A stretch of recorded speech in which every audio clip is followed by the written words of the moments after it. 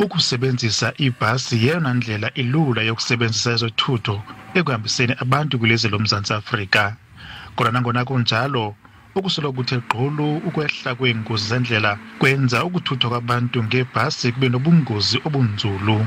Eli phulo lijolise ekuthinteleni iingozi ezenzeka ngenxa yebhasi. We want to ensure that those passengers that you see there, that they are in safe transport. Hence, we're bringing all these buses here to the center. This is the KSD vehicle testing center. They are taken to a proper roadworthy test, and if they fail the test, they get suspended from the road immediately. We will then call upon the owners of these buses to ensure there's alternative transport for the passengers. Those that have minor faults in terms of the brake systems, we allow them to fix them here. And if they can fix them, we then retest them, and then if they pass, they can continue on their journey. Iteksi nemoto ezincinci nazo azisindane ekubeni zivavanye ukuba zikulungele na ukuhamba esendleleni. So far, what we have done in terms of suspensions, we have tested about 10 buses here, of which 8 of them have failed. They have failed the test decimally. 2 of them have been repaired now here, and we are waiting for them to be retested. We also tested a number of minibus taxis, about 6 of them.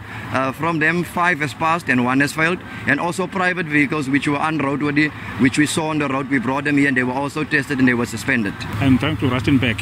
Ndibanjiwe apha for into emoto yafila xa itestwa, so andizukwazi ukuhamba ke namhlanje kuzawunyanzela abantu lokusa imoto before ndihamba. Ithathiwe, ayikho into endingayenza, but ke ndiyayithanda advisor because ingozi ezenzekayo zininzi apha emgaqweni kakhulu, so kungcono ke xa bebekhona bepatrola bebona i-mistakes esingakhange sizibone thina driver.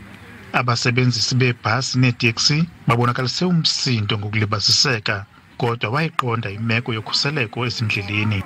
Asikho happy ngokubona imoto zethu zitestwa. Eyona nto isenza uba singabi happy kuba sisiye emsebenzini sizazi into yoba sifanele siphangele the following day. Kodwa yona nto esijabulisayo i-safety yona nto ibalulekileyo.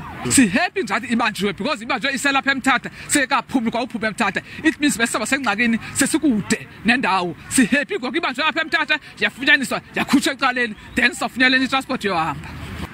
Eli phulo elijolise ukuba kubekho ukhuseleko ezindleleni lamkelwe ngalo zonke, nanjengoko lijolise ekusindiseni imiphefumlo yabantu ezindleleni. Ndinkululeko Nyembezi weendaba za-SABC eMthatha.